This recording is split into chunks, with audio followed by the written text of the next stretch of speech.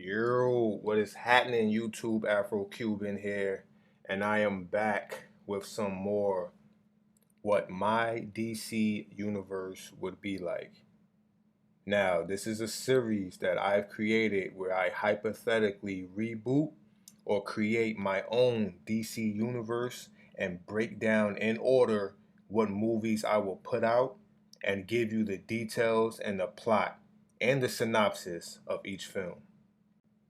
Now, this video is going to be a little different because when we last left off, I think we were finished with Wonder Woman. So we were pretty much wrapping up this first phase of movies and we were gearing up for the big Justice League team up. So before we get into all that, I pretty much wanted to do a quick recap of the first phase of this DC rebooted universe. Okay, so first things first, my first movie that I put out, it was a simple origin year one of Batman, right? Similar to the one Matt Reeves just put out. I basically would have just kept it real simple.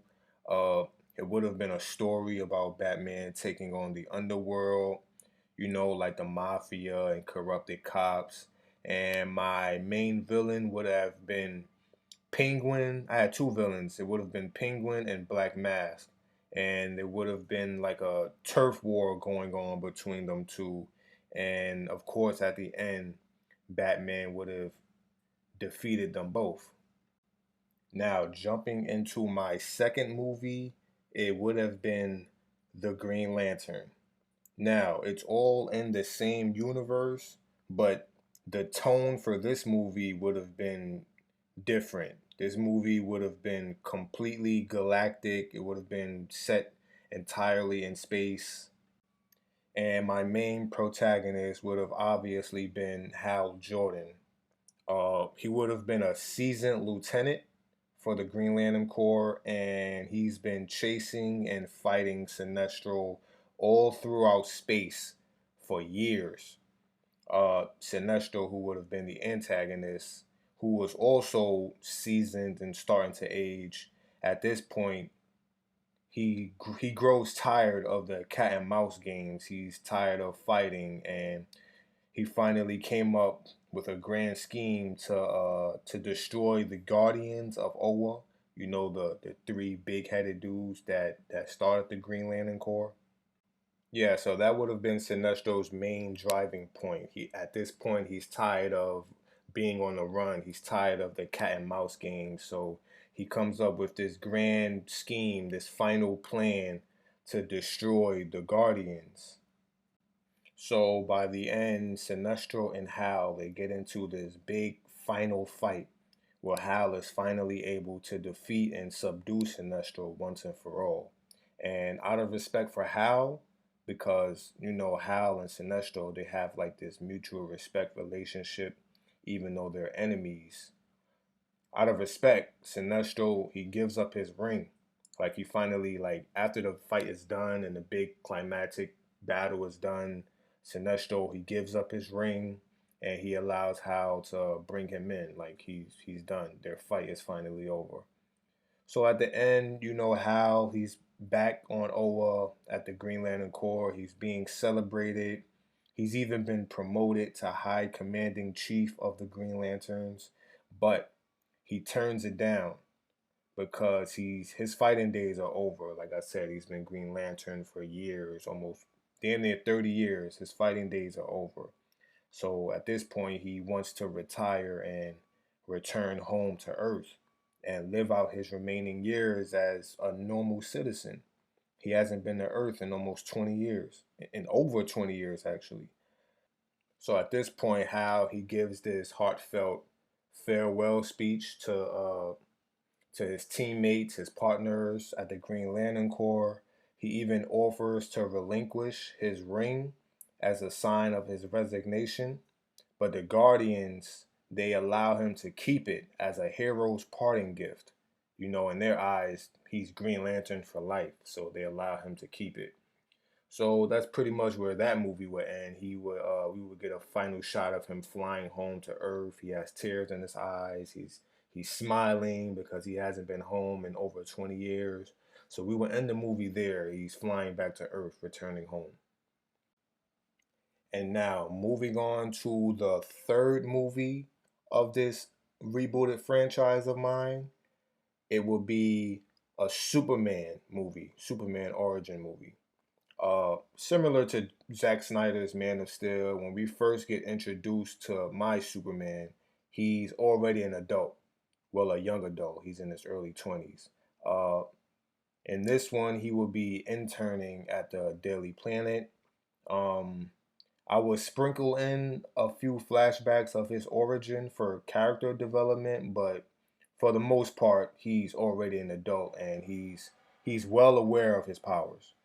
Now, with that being said, he hasn't fully tapped into his full potential yet. Like he still can't fly and he's not as strong as he can be.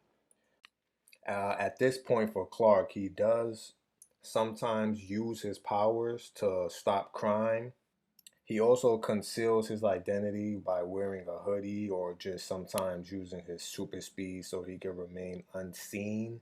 Uh, but he's mostly doing more harm than good. Like when he prevents crimes, sometimes he's severely injuring criminals, like breaking bones or paralyzing them.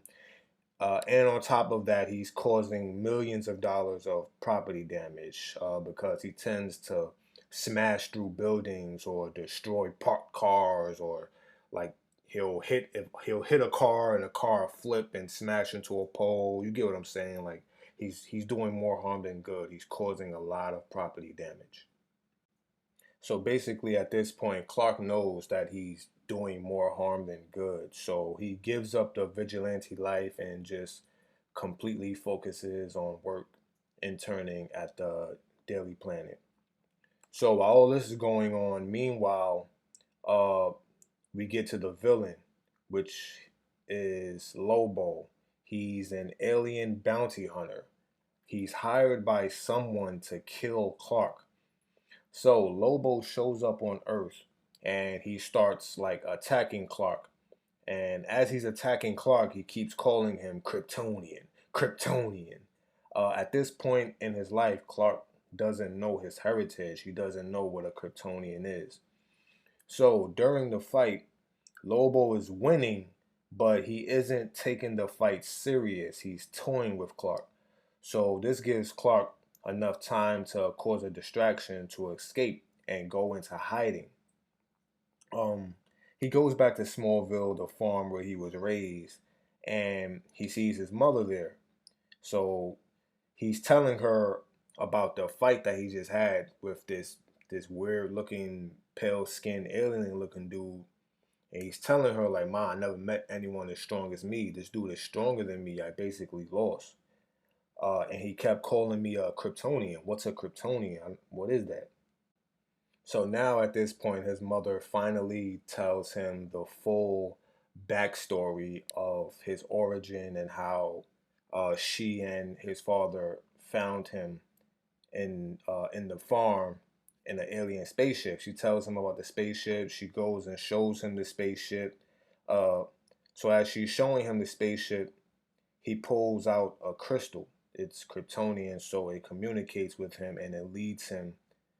It tells him to go to the North Pole, where he finds a giant ice fortress. Apparently, it was built by Kryptonians who had came to Earth before him. He plugs in the crystal, and a hologram of Jor-El shows up, his biological father. A hologram of Jor-El appears and explains to him his full heritage. So this hologram of Jor-El is basically breaking everything down, telling him what happened to Krypton and how he gets his powers from the sun. This is also where he finally dons his classic red and blue suit and also learns to fly. So meanwhile, back in Metropolis, Lobo is hunting for Clark. And as he's hunting for Clark, he figures out that he works for the Daily Planet. So he ambushes the Daily Planet. He ambushes the building and he's holding everyone hostage. Superman, we finally get to the third act. Superman returns for round two, but now he's more sure of himself, like he's more confident. So him and Lobo, they get into it, this big final battle, and of course, eventually he defeats Lobo. So now we're at the end. Lobo tries to escape using a boom tube. So as he's crawling towards the boom tube, a mysterious figure steps forward and kills Lobo, stabs him in the chest, and leaves. So now basically Superman and the rest of the employees at the Daily Planet, they're all watching this in confusion, like what the hell just happened?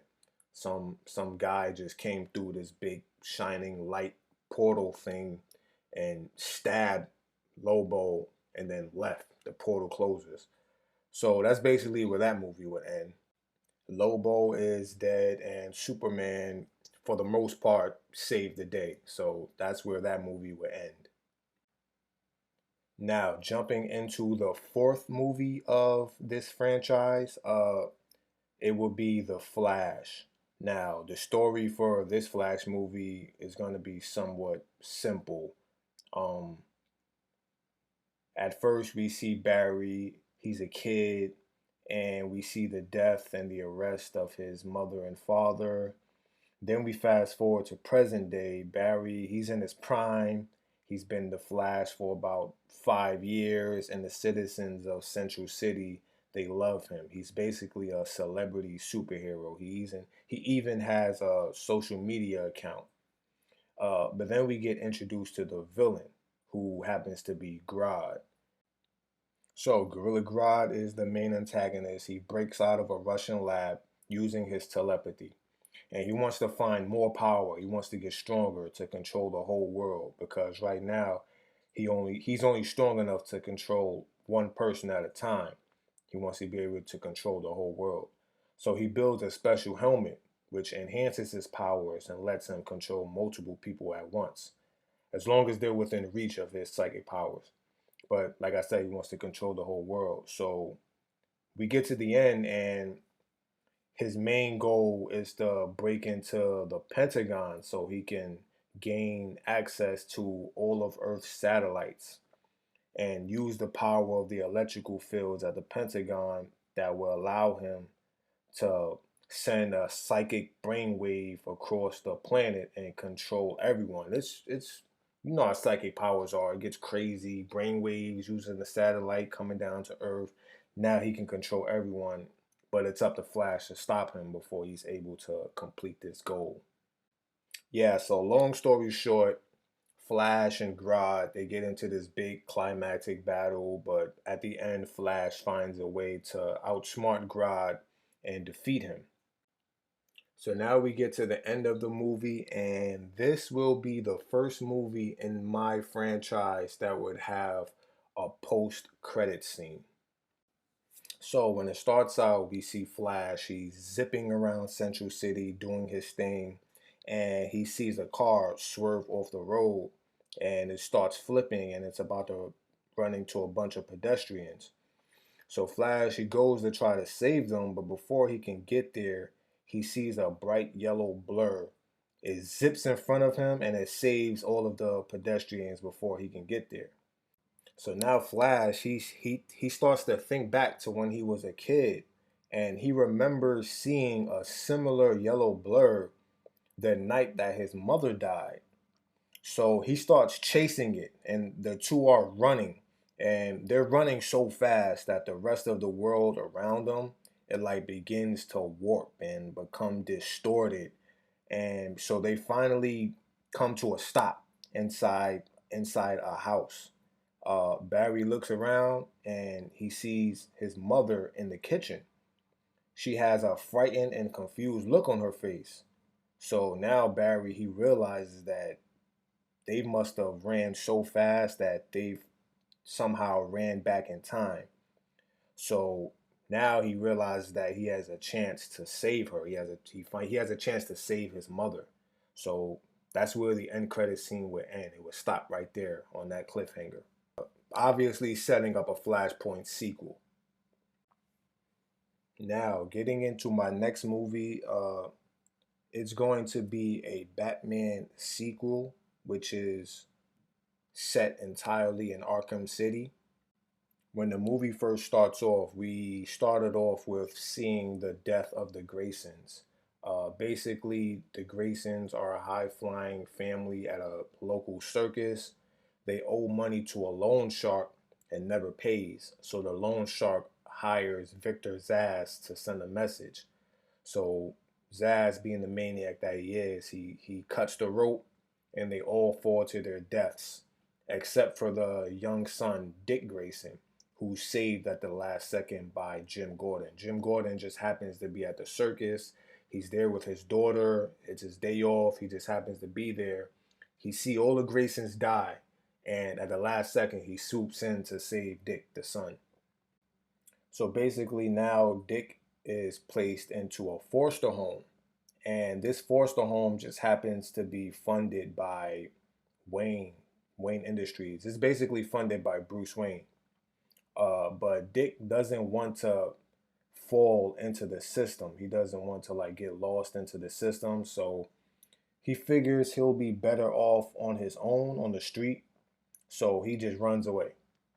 So now we fast forward about a year and a half, and we get to Batman now, and he's doing his thing on the Gotham streets at night, terrorizing criminals.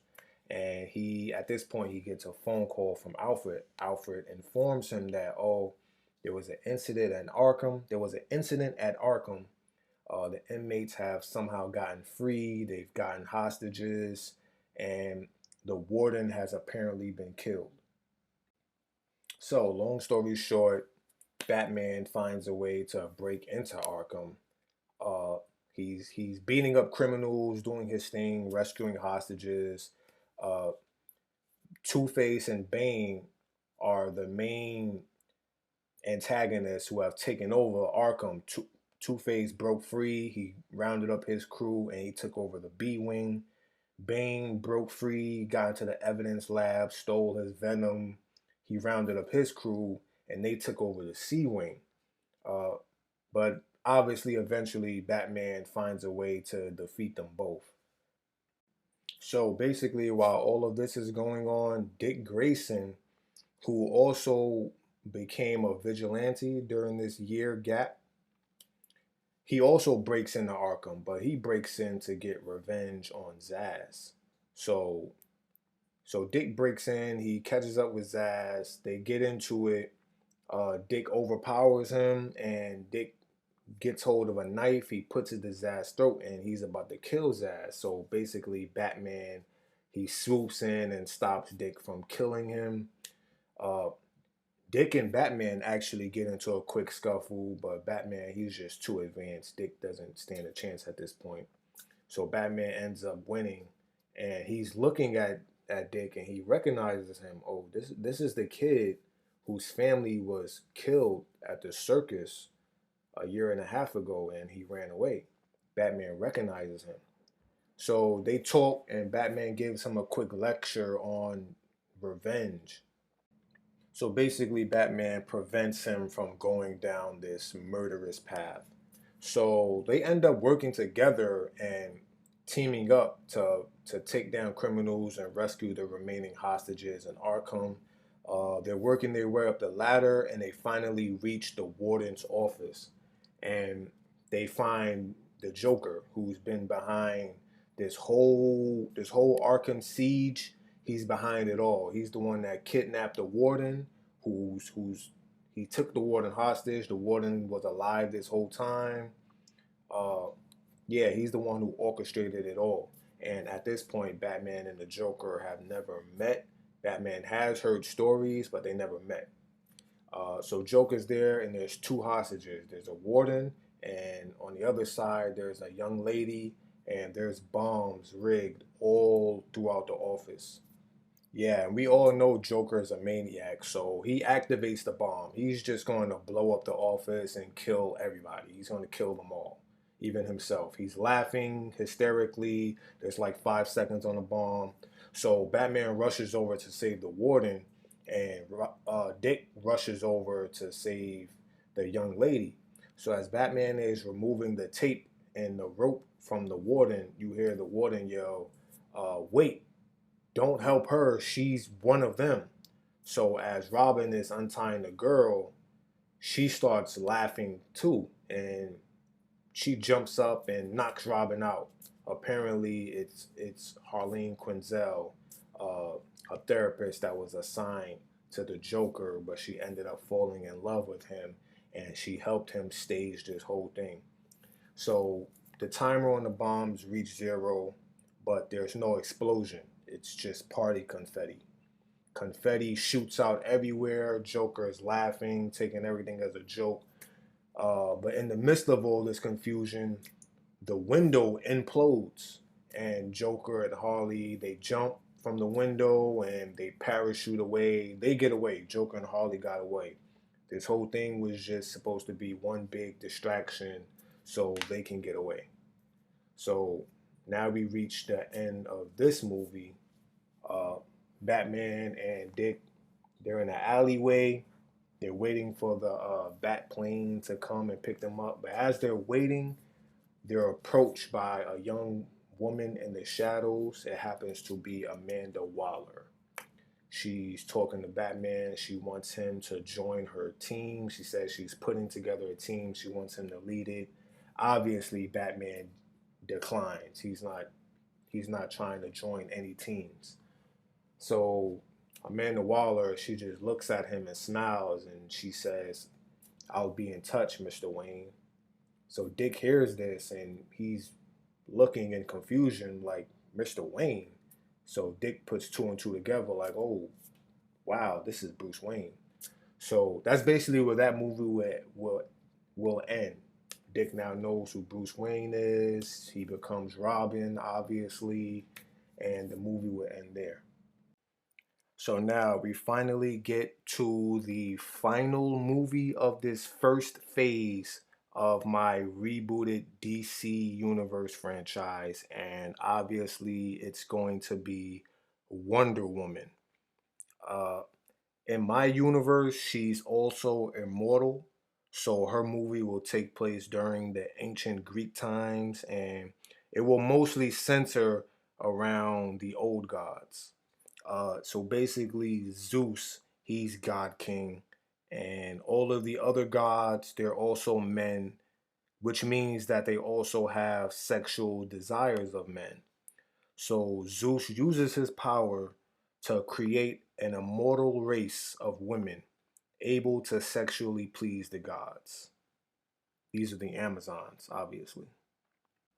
So Zeus creates the Amazons. They're all immortal, so they can live forever just like a god.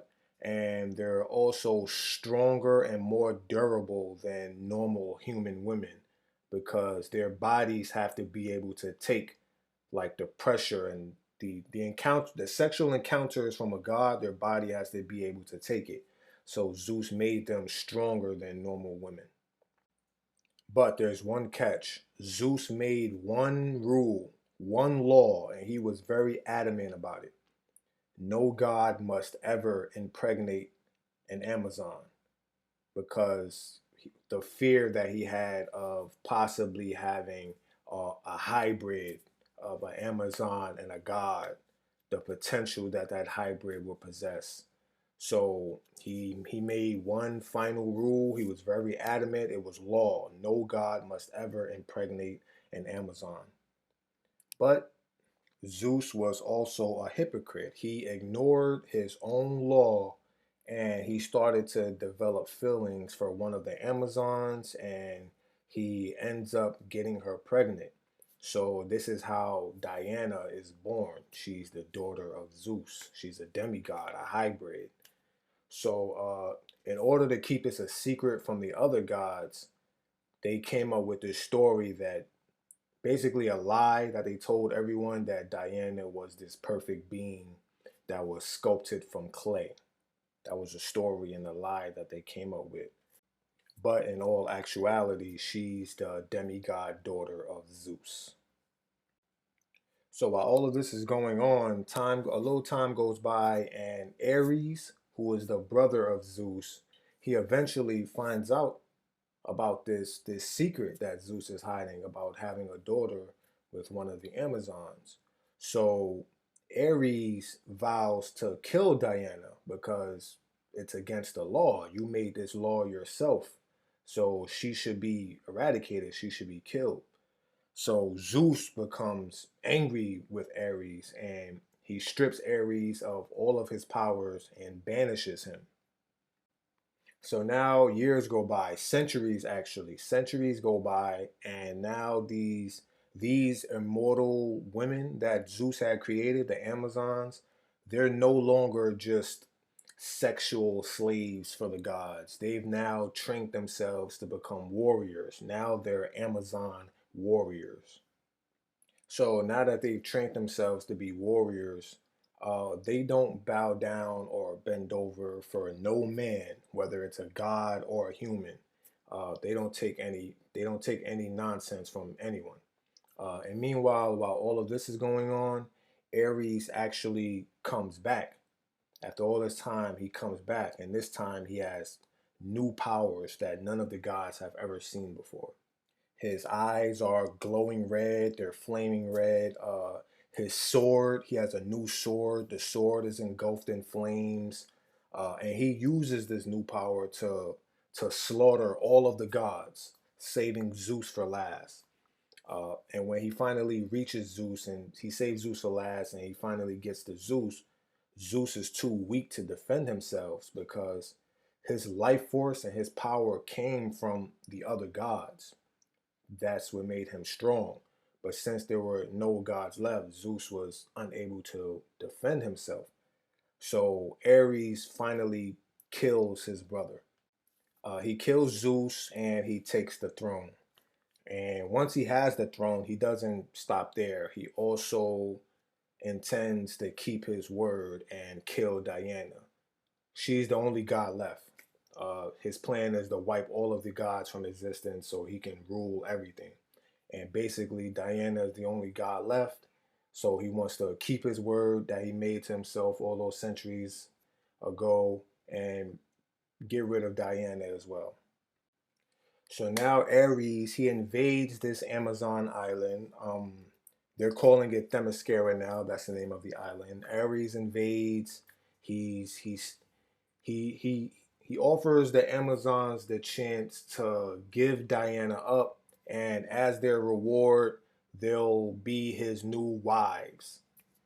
Of course, they decline. They challenge him. They ready for battle, and this angers Ares, so he begins slaughtering them one by one. And while all of this is going on, Diana is at the palace with her mother, Hippolyta. Uh, so she's there with Diana, and she's basically finally telling Diana the full truth. She's telling her that Zeus is her father.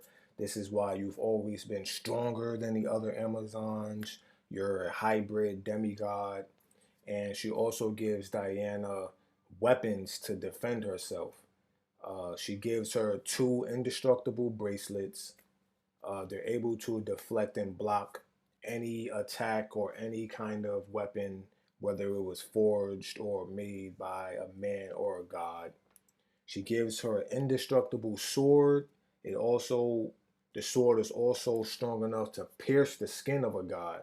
The sword is called the God Killer.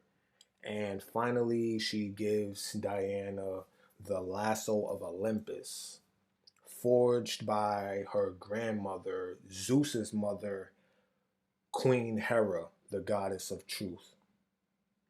Now, this lasso, it has magic powers. Since it was forged by Hera, which happens to be Zeus's mother, if it's wielded by anyone in Zeus's bloodline, it will glow a bright golden aura. So obviously, when Diana touches it, it begins to glow. Now, the powers that this lasso have, obviously, when she uses it on someone, it's able to manipulate their inhibitions. In other words, she can use it to change someone's mood. Like if they're angry, she can make them happy. If they're happy, she can make them sad. And it also has the power to make that person reveal the truth.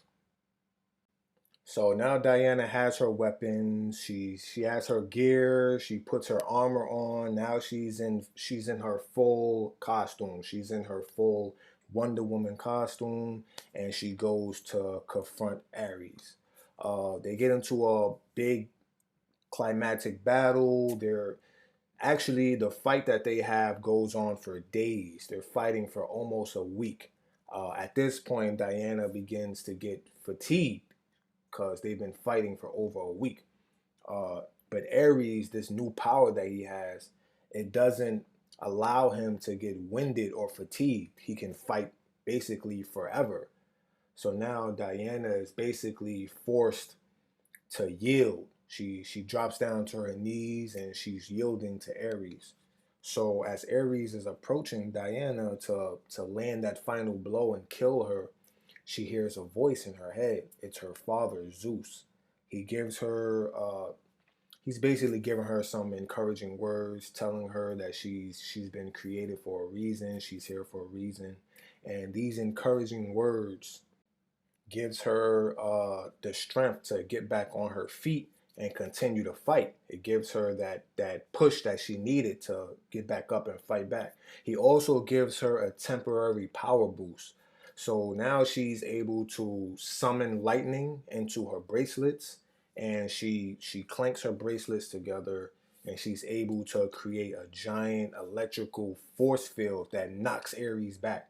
It's so strong it knocks all of his armor off and knocks him back. He's basically on the floor, incapacitated. So now, while Ares is on the floor, Diana uses this time to quickly throw the lasso around Ares and try to get him to explain where he got these new powers and why did he kill all of the gods. So the lasso is compelling him to tell the truth. So he reveals that there is a source of unimaginable power, even stronger and older than the gods, called the Omega Sanction. He also explains that there is a deity who resembles a devil but refers to himself as a new god. And he has obtained this power, and he's also given Ares just a small fraction of it so that Ares can use it to kill all of the gods so that no one would be in the way of this new god.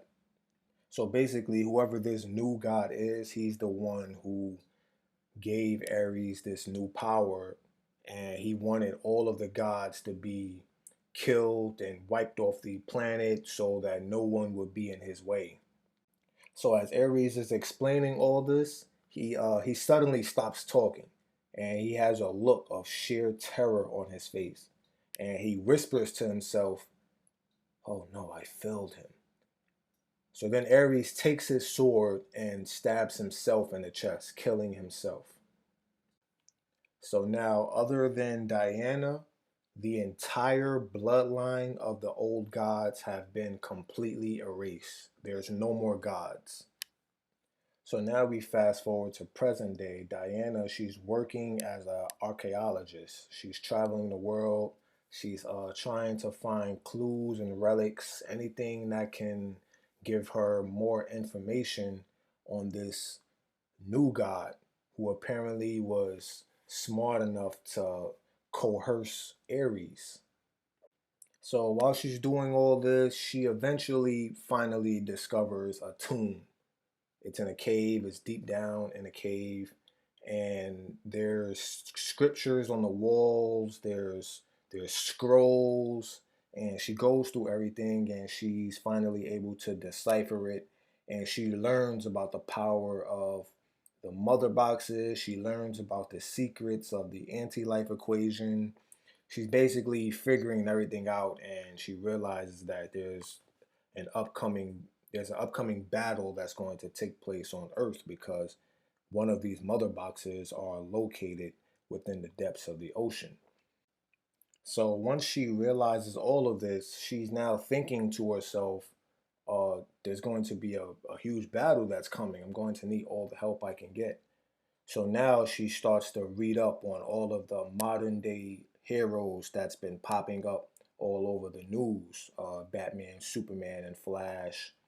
and she decides she's going to need their help. So that's where the Wonder Woman movie will end.